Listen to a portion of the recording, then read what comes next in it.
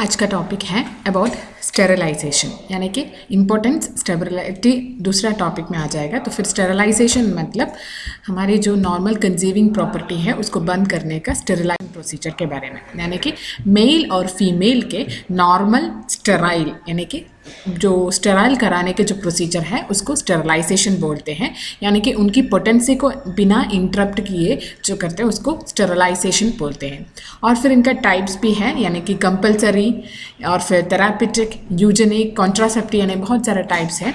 उसमें कंपलसरी यानी कि कंपलसरीली जो परफॉर्म कर रहे हैं, मेंटल डिफेक्टिव और फिर सेक्सुअल क्रिमिनल्स को जो पनिशमेंट देते हैं वो सभी कंपलसरी स्टेरिलाइजेशन प्रोसीजर में आएगा। यानी कि कुछ गल्फ कंट्रीज़ में ऐसे सेक्सुअल क्रिमिनोलॉजी यानी कि crimes which are coming under sexual purview में हो जाते तो उनको सजा ऐसे ही मिलते थे, कंप्लीट स्टेरिलाइजेशन कर देते हैं। मोस्टली इंडिया में प्रैक्टिस नहीं होते हैं, पर most of the other countries which follow strict regulations of sexual criminals they undergo it. और फिर इसका कंपलसरी में दूसरा आता है वॉलंटरी, यानी कि मैरिड पर्सन्स को उनकी कंसेंट से जो करते हैं, यानी कि हस्बैंड और वाइफ के कंसेंट के जो करते हैं उसको वॉलंटरी स्टेरिलाइजेशन बोलते हैं।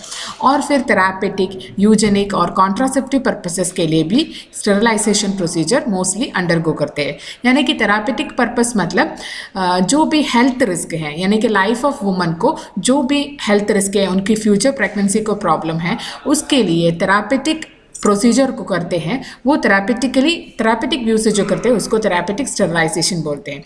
यूजेनिक मतलब कंसेप्शन ऑफ चिल्ड्रन, यानी कि फिजिकली या फिर मेंटली डिफेक्टिव चिल्ड्रन हो तो उनको हटाने के लिए भी स्टेरिलाइजेशन प्रोसीजर मोस्टली अंडरगो करते हैं। यानी कि ट्रांसमिशन ऑफ डिसीज़ वगैरह, कोई भी हेरिडिटरी डिसीजेस वगैरह ट्रांसमिट हो जाते हैं थ्रू द प्लासेंटल ट्रांसमिशन, तो उनको भी प्रिवेंट करने के लिए मोस्टली स्टेरिलाइजेशन प्रोसीजर अडॉप्ट कर देते हैं। और दूसरा है कॉन्ट्रासेप्टिव, यानी कि फैमिली प्लानिंग के मुताबिले से फैमिली साइज को लिमिट करने के लिए ये स्टेरिलाइजेशन प्रोसीजर जो भी करते हैं वो कॉन्ट्रासेप्टिव स्टेरिलाइजेशन में आते हैं। और इनका मेथड्स हैं सर्जिकल, रेडियोलॉजिकल, केमिकल और मैकेनिकल मेथड्स, यानी कि ये 4 मेथड से स्टेरिलाइजेशन प्रोसीजर कर देते हैं। और फिर परमानेंट स्टेरिलाइजेशन को वैसेक्टमी मेल में करते हैं, tubectomy in female. Always remember fallopian tubes are there for females, इसलिए ट्यूबेक्टमी फॉर फीमेल्स। और फिर डीप एक्सरे को वो अंडरगो एक्सपोजर करते हैं तो वो भी परमानेंट स्टेरिलाइजेशन में आ जाते हैं, वो मैकेनिकल मेथड में आ जाएगा।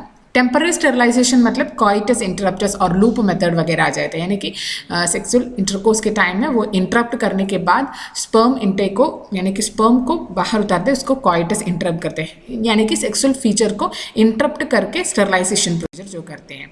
और फिर दूसरा है ऑरल हार्मोनल पिल्स से जो देके, और फिर फोम टैबलेट्स या फिर डायफ्राम मेथड, यानी कि वजेनल डायफ्राम जो करते हैं उसकी टैबलेट से भी स्टेरिलाइजेशन प्रोसीजर अडॉप्ट कर देते हैं। या फिर स्पर्मिसाइडल जेलीज जो वजाइना में जेली अप्लाई कर देते हैं, it prevents the entry of sperm. और दूसरा है कॉन्डम्स, यानी कि फिजिकल बैरियर होके ये भी एक मेथड है स्टेरिलाइजेशन, यानी कि ये सभी टेम्पररी स्टेरिलाइजेशन में आ जाता है। परमानेंट स्टेरिलाइजेशन में वैसेक्टमी और ट्यूबेक्टमी प्रोसीजर्स है। और इनका प्रिकॉशंस है, यानी कि पहले रिटर्न कंसेंट मिलना चाहिए हस्बैंड और वाइफ से फॉर कॉन्ट्रासेप्टिव स्टेरिलाइजेशन। और फिर अनलॉफुल है जब थेरापेटिक और यूजिन ग्राउंड्स में जो करते हैं उसमें ट्रू एंड वैलिड कंसेंट के बिना नहीं कर देना चाहिए। और फिर वैसेक्टमी के बाद ज़रूर चेकअप होना इंपॉर्टेंट है, यानी कि सेक्सुअल इंटरकोर्स 3 मंथ्स तक एब्सटेन करने के लिए बोला है। और उसके बाद सेमिनल एग्जामिनेशन भी कर देना है, उससे ये स्थापित होता है कि स्पर्मेटोजोआ बाहर नहीं आते हैं, यानी कि 2 सक्सेसिव सेक्सुअल इंटरकोर्स के बाद वो बाहर नहीं आ सकते। It is the checkup for vasectomy. और फिर जो पिल्स कंटेनिंग हार्मोनल सब्सटेंस वगैरह है वो इट इज़ हार्मफुल रेयरली, इसलिए नेसेसरी प्रिकॉशंस वगैरह अडॉप्ट करके इनकी कॉम्प्लिकेशंस को